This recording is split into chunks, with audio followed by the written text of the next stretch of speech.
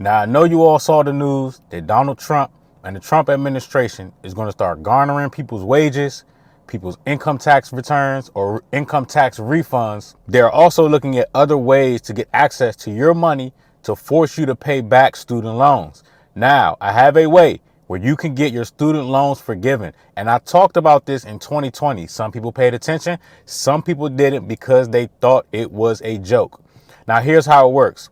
There was a lawsuit around the time of COVID. You may have heard about like ITT Tech and all of these different institutions that may have tricked people into taking out loans to go to these schools because they were promised jobs and promised certain opportunities. Well, when that lawsuit went forward, a federal judge opened it up to every college and university. So there's two things that I want you to pay attention to. Now, if you log into your studentaid.gov portal, the name of this is Borrower Defense to Repayment. Now, there's two things that I want you to pay attention to in reference to this. Number one, if you submit an application, your student loans have to go into deferment per court orders. Number two, the Department of Education has a certain amount of time to respond to your application. And if they do not respond within that allotted time, your student loans are automatically forgiven. And they have to be removed from your credit report. And any money that you have paid on your student loans have to be refunded.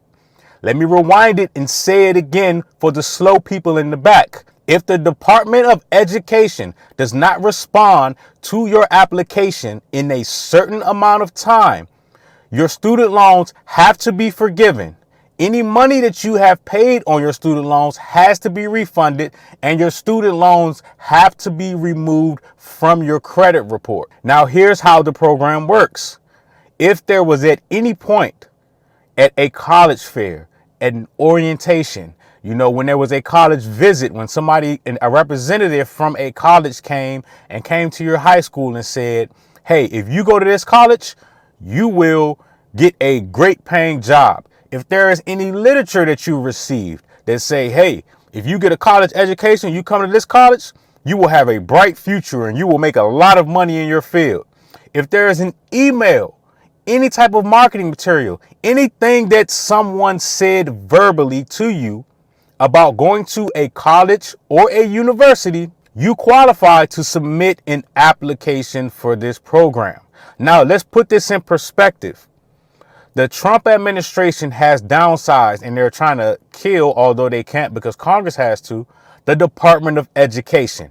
So if you look back to the beginning of the video where I said the Department of Education has a certain amount of time to respond to these millions of applications, and I suggest you print the application out and fill it out physically in writing and scan it or fax it back to them for their records, for them to review. The Department of Education is being downsized. They have a certain amount of time to respond to you.